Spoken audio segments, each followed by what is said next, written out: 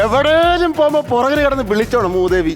അയ്യോ, നിങ്ങളുടെ പോക്ക് കണ്ടാത്തൊന്നുമല്ല അങ്ങ് പറമ്പിൽ നിന്നാണ്ട് സ്വർണം കുഴിച്ചോണ്ട് വരാൻ പോകുന്നു. അതിനൊന്നും അല്ലല്ലോ, 2 വാഴയുടെ തടം തുറക്കാൻ വേണ്ടി പോകുമല്ലേ. അതുകൊണ്ട് 3 നേരം മൃഷ്ടാനം കഴിക്കുന്നുണ്ടല്ലോ എല്ലാവരും. കഴിച്ചിട്ട് പോയാൽ മതിയെന്നേ. എന്താ ഞാൻ കഴിച്ചോളാം. എന്താ കാര്യം പറ, സൂചിപ്പിക്കേണ്ട കാര്യം പറ. അതെ, നിങ്ങളുടെ ഈ പൈസ കാണും, ഒരു 1000 രൂപ എടുക്കാം. ഇന്നലെ അല്ലേ 2000 രൂപ ഞാൻ അങ്ങോട്ട് തന്നത്. അത് പാലുകാരനും കൊണ്ട് കൊടുത്തില്ലേ, ആട്ടുംപാലുകാരന്. എനിക്കൊരു മോനും ഉണ്ട്, ഒരു മോളും ഉണ്ട്. ഞാൻ പണിയെടുത്ത് എന്റെ നാടുപൊടിയെ അല്ലാതെ ഇനി 12 മണിക്കല്ലേ എണ്ണിക്കത്തുള്ളവര്. അയ്യോ അല്ല, ഇന്ന് എന്നാ പറ്റിയെന്ന് അറിയാൻ മേല കേട്ടോ. രാവിലെ എണീച്ച് കുളിച്ച് 2 പേരും കൂടെ അച്ഛനെ കാണാനായിട്ട് നിപ്പുണ്ട്. അങ്ങനെയാണെങ്കിൽ കാക്ക ഇന്ന് മരന്ന് പറക്കും. വിളിച്ചാടി വരെ മക്കളെ. അച്ഛാ അച്ഛാ വന്നല്ലോ അരിക്കമ്പനും ചക്കപ്പിടിയാന്. പറ്റി അങ്ങനെയൊന്നും പറയില്ല കേട്ടോ. എടി അവര് തമ്മിൽ വലിയ വ്യത്യാസമൊന്നുമില്ല. വാങ്ങിച്ചു വെച്ചേക്കുന്ന റേഷനറി തീരുന്നു, പ്ലാവിലെ ചക്കയും തീരുന്നു. പിന്നെ അത് നാട്ടുകാർക്ക് ബുദ്ധിമുട്ട്, ഇതായിരിക്കും വീട്ടുകാർക്ക് ബുദ്ധിമുട്ട്. ഇവരെ കൊണ്ട് വല്ല കാട്ടി വല്ലം വിടുന്നതായിരിക്കും നല്ലത്. എന്നിട്ട് വേണം കാട്ടിൽ കിടക്കുന്ന എല്ലാം കൂടി ഇങ്ങോട്ട് ചാടിക്കൊണ്ട് വരാനായിട്ട്. ഒന്ന് പോകാൻ. അല്ല ഞാൻ ചോദിക്കട്ടെ, പതിവില്ലാതെ കുളിച്ചൊരുങ്ങി വരുന്നത് സിനിമ കാണാൻ പൈസ ഉപയോഗിക്കാനാണെങ്കിൽ എന്റെ കയ്യിൽ 5 പൈസ ഇല്ല, ഞാൻ പണിക്ക് പോവാ. അച്ഛാ ഞങ്ങൾക്ക് പൈസ വേണ്ട. പിന്നെ അയ്യോ, എന്നെ കാലേ വാരി നിലത്തടിക്കാൻ വരുന്നേ. കാലേ വാരി നിലത്തടിക്കാനല്ല വന്നേ, പിന്നെ അച്ഛൻ ഞങ്ങളെ അനുകരിക്കണം. നിങ്ങളെ നിന്ന് നിപ്പിൽ അനുകരിക്കാൻ ഞാൻ മകേഷ് കുഞ്ഞുമോനല്ല. ഇച്ചിരി സമയം തരുവാണെങ്കിൽ ഞാൻ നോക്കാം. അതല്ല, അനുഗ്രഹിക്കണമെന്ന്. ഇവിടെ പതിവില്ലാത്ത അനുഗ്രഹവും കാര്യങ്ങളൊക്കെ എന്താണ് ഇന്നുണ്ടല്ലോ, പറഞ്ഞു കൊടുക്ക്. ഇന്നേ അച്ഛന്റെ ദിവസം. എന്നെ കൊല്ലാനുള്ള പരിപാടിയാണ് 2 പേരും കൂടെ. അല്ല അച്ഛാ, ന്യൂ ജനറേഷൻ ആയി കഴിഞ്ഞപ്പോഴേ ഈ പിന്നെ അമ്മമാർക്കൊരു ദിവസം, കാമുകി കാമങ്ങന്മാർക്കൊരു ദിവസം, പെങ്ങന്മാർക്കൊരു ദിവസം, അച്ഛന്മാർക്കൊരു ദിവസം, അതുപോലെ ഇന്ന് അച്ഛന്റെ ദിവസം. അങ്ങനെയൊക്കെയുണ്ട്. അച്ഛനെ ഞങ്ങൾ ഇന്ന് സ്നേഹിച്ചു കൊല്ലും. അതെ അതെ, പോയി എടുത്തുണ്ടോ? അതെന്തോടെ എടുക്കാൻ പറഞ്ഞത്? അച്ഛനോട് സ്നേഹമുള്ള ഒരു ദിവസമെങ്കിലും ഉണ്ടല്ലോ.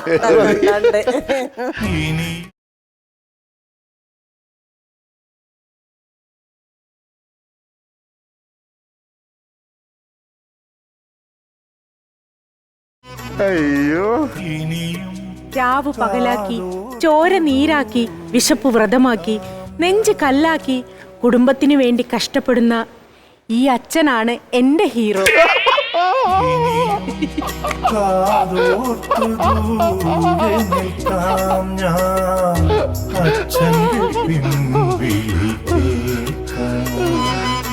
അമ്മയെന്ന അരുവിയെ കുറിച്ച് പറയുമ്പോൾ അച്ഛനെന്ന കടലിനെ കുറിച്ച് ആരും ഓർക്കാറില്ല.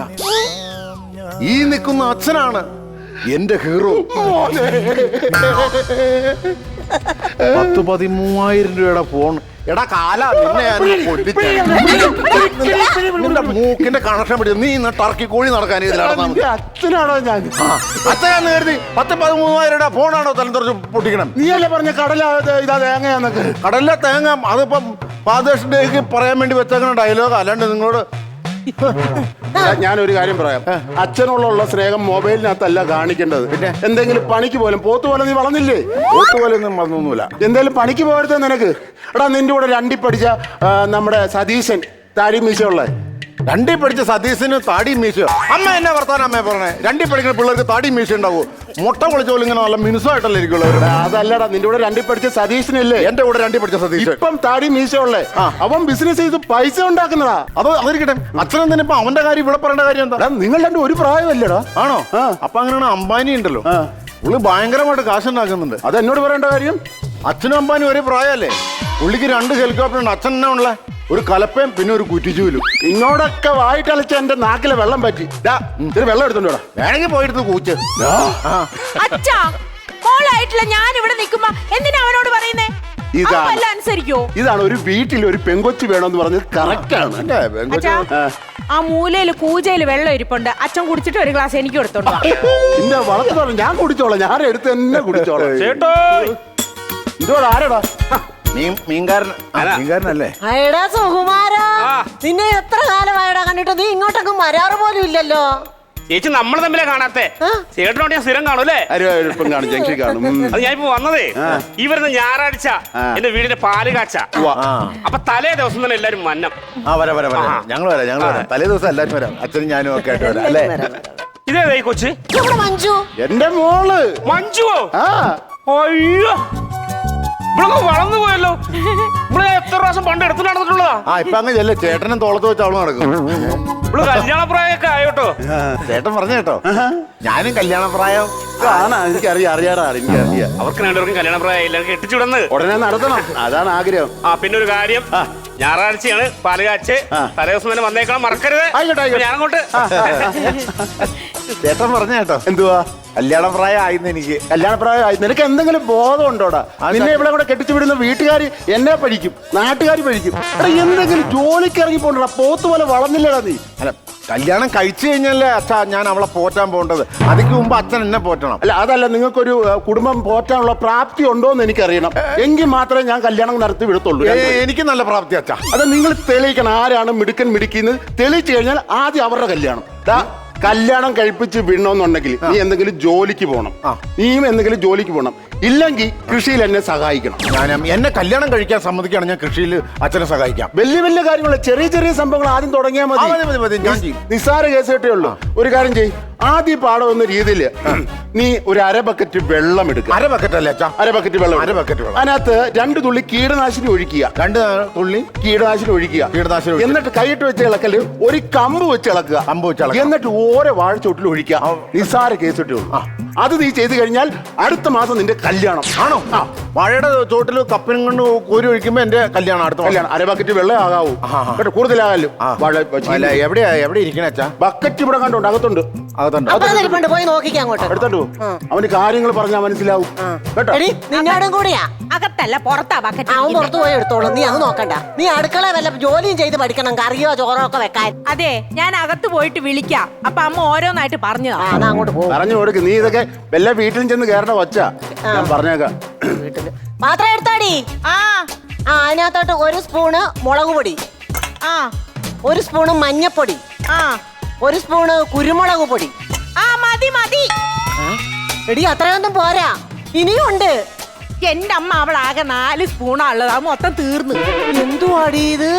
നല്ല ബുദ്ധിയാടി ഇവർക്ക്, നല്ല ബുദ്ധിയാ. നിന്റെ അടി നേരത്തെ കാലത്ത് എന്തെങ്കിലും പഠിപ്പിച്ചു വെക്കട്ടെ. വല്ല വീട്ടിൽ ചെന്ന് കയറേണ്ട കൊച്ചല്ലേ ഉള്ളൂ. ഇവരൊക്കെ പറഞ്ഞു കഴിഞ്ഞാ ഞാനോ അടി ഉണ്ടാക്കുന്നത്, കൊണ്ട വെക്കടി. ഇവൾക്ക് ബുദ്ധിയില്ല കേട്ടോ. അവന് കാര്യങ്ങൾ പറഞ്ഞാൽ മനസ്സിലാവും. അവൻ എന്തെങ്കിലും കാര്യങ്ങളൊക്കെ ചെയ്ത് കൃഷിയോടുകൂടി കാര്യങ്ങളൊക്കെ ചെയ്തോളൂ. അതേ വന്ന് അതാണ് മിടുക്കൻ. എന്നാച്ചാ എന്തുകൊണ്ട് നീ കാണിച്ചോണ്ട് വന്നേക്കുന്നത്? 1/2 ബക്കറ്റ് വേണമെന്നല്ലേ പറഞ്ഞേ? ഞാൻ പകുതിയാക്കി വിടുന്ന ബക്കറ്റ്. അതിന് പുതിയ ബക്കറ്റ് മുറിക്കേണ്ട കാര്യമുണ്ടോ? അത് 1/2 ബക്കറ്റ് വെള്ളം എന്ന് പറയുമ്പോ ഇത് മുറിച്ച് കളഞ്ഞില്ലെങ്കിൽ 1 ബക്കറ്റ് വെള്ളമായി പോകും. ഇത് വെച്ച് മുറിക്കുവാണെങ്കിൽ കറക്റ്റ് 1/2 ബക്കറ്റ് വെള്ളം കിട്ടും അച്ഛാ. ഞാനിപ്പം വാഴയുടെ ചോട്ടിലൊക്കെ ഒഴിച്ചു. ഇനി ഞാൻ കല്യാണം കഴിക്കാൻ പ്രാപ്തനായടാ. ഞാൻ നിന്നെ കല്യാണം കഴിപ്പിക്കാം കേട്ടോ. പ്രാപ്തനാ. മക്കൾ അകത്തോട്ട് പോ. ഞാൻ പഠിച്ചു.